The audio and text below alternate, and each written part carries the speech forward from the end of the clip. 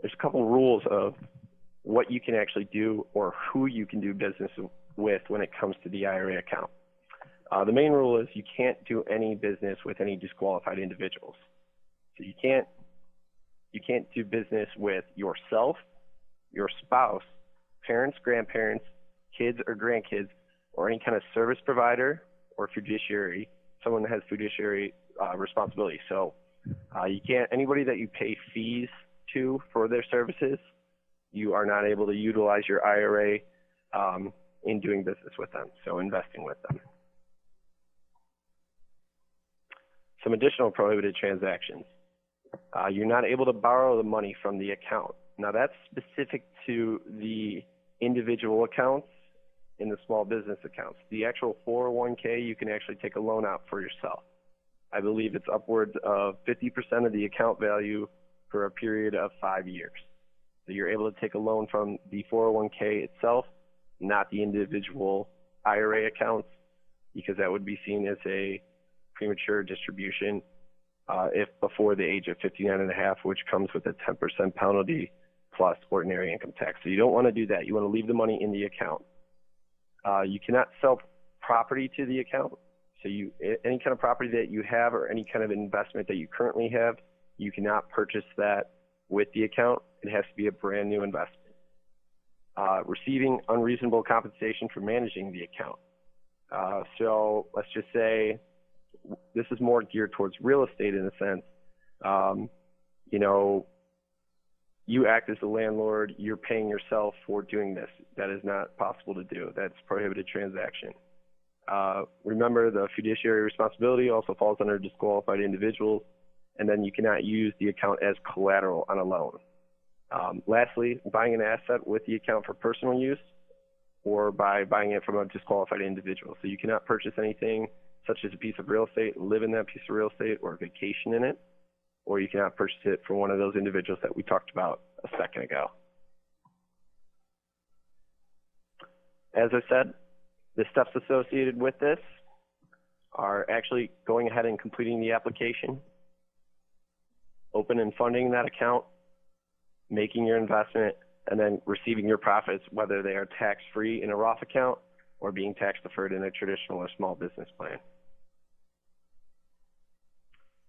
Before we go to questions, I'd like to mention, we're speaking with Bob back and forth in our marketing department. For being a participant in today's webinar, we extended an offer of the Blueprint of Success. Blueprint is an actual analysis of your current retirement portfolios and can help you give a direction into which accounts would be best for you. With this analysis, it's usually a $125 value. We're offering it for free as being a guest with us today. And to do so, you would just contact me directly, and then I have my contact information at the very end. Additionally, if you do choose to open up an account, mention that you were a part of the webinar today, the Feeding Frenzy, and the guys who are funding business with your capital from your IRA, and we'll be able to extend a $297 Insider's Guide to Success for free as well. So it's an audio disc set that you're able to take advantage of, and it tells you, how to really optimize your account and the secrets behind self-directed investing. So without further ado, I'd like to open up the webinar to questions. You'll see there's a chat box as part of your webinar. Feel free to chat in or to ask any questions at that time.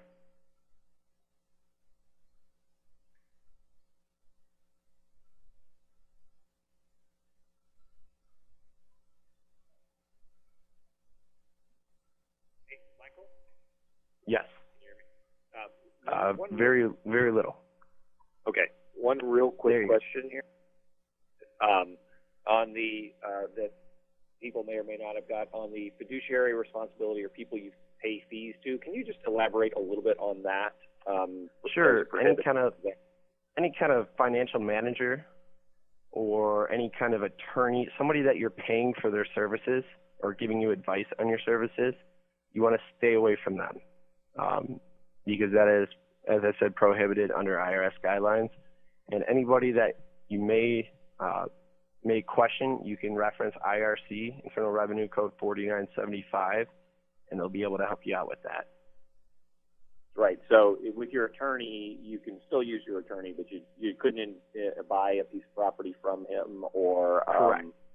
or sell a piece of property to him, or something like that. Correct. You could go to him for advice, and obviously pay him for his services. He can set things up for you as far as legal documents, but you would not be able to actually purchase a piece of property from him. Great. Thank you. And then I have a couple questions. You're very welcome. I have a couple questions here that I'd like to go over. The first one is, for private investments that are not one that I will be with the CEO or owner, what is the time frame for approval for an investment, and what is needed to approve the investment? That's a great question, and that comes from Glenn. The time frame for the investment, what happens is you need to first have your investment approved with Equity Trust Company. So as an investment sponsor, whether you're running this investment through a C corporation, an LLC, a limited partnership, any kind of joint venture, you're going to want to get your documents approved first, so we're able to take part with each investor. To do that, it's usually the Articles of Organization, the operating agreement, any kind of PPM or subscription agreement, and then for the LLC, certificate of good standing filed with the state. You would supply that to me, and that does not have to be original. It could just be an email copy, and I would go ahead and get that reviewed by our compliance division. Usually takes about 72 hours, but if all documents are included when first submitted, we could get that done in usually 1 day to a day and a half. So it's very, very quick review. Once you get the A-OK, you're able to start sending investors through. At that time, because all those documents have been received, all they need to do is submit their individual subscription agreement and their direction of investment, and we're able to execute that investment for them. Next question. Can you use 401k funds to fund a new startup LLC, of which I would be the CEO and majority owner?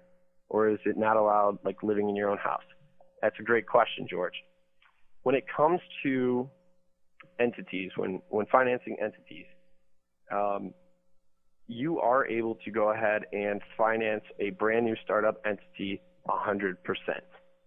Only difference is you cannot be the majority owner of that. So you can't have any kind of, you would be the majority owner, let me step back. You would be the majority owner because you financed it 100% using IRA or 401k funds, but you would not be able to have any kind of managerial duties for that IRA, for that entity. So you have to get a third-party, non-disqualified individual to do day-to-day business, the managerial aspect of that entity, and then have check-writing authority. Those are two main aspects of an entity that you as the IRA owner are not allowed to have. That managerial aspect of it, as well as a majority ownership of the entity itself. Next question. Can you transfer money into a new account from an existing account? Great question. Yes, you can. Very easy. When we go ahead and we walk through that application process, that 5 to 10 minute phone call, the information that you give us to fill out the application is basically the same information that we're going to put on that transfer form. Only difference is we're just going to need an account number and how much you're looking to bring over. If it's going to be a full transfer or if it's going to be a partial transfer. We'll walk through that with you over the phone, complete that document along with the application, email it to you, and you just take a look at it, make sure everything is correct on that form, sign and date, and send it back, and we do the legwork for you in moving your funds from custodian to custodian. So it's very easy for you to go ahead and not only set up the account, but move your money to Equity Trust Company.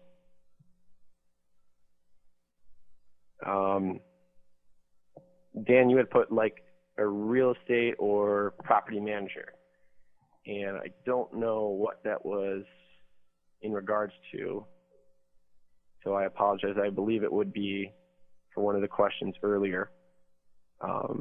If you could go ahead and elaborate on that, I can hold a second just to make sure we answer your question. Michael, he could be implying that if an investment was being funded, his role in that investment would have to be somewhat limited, which means he could not be a property manager. Correct. Or I don't recall the latter. That's a possibility.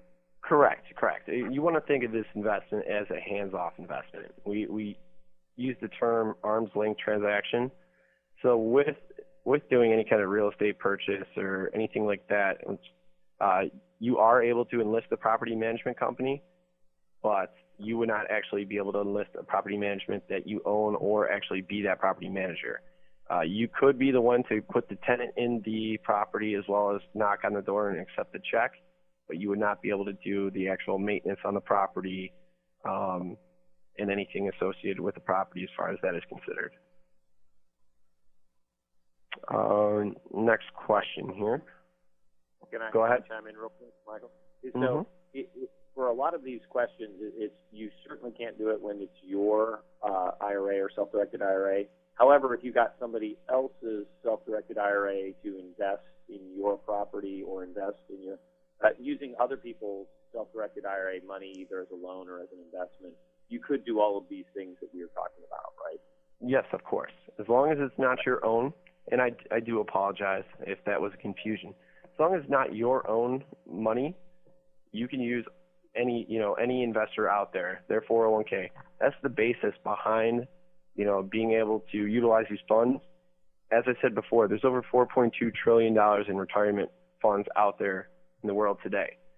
A lot of people, as it, are hard times, may not have the money necessary to go ahead and take part in funding, a small business or a new venture. But they do have the available means as far as a retirement account, an IRA or 401k, especially if, it's from a job that they have left and it's an old 401k that they haven't really done anything with and has been sitting around just collecting dust, not really producing from.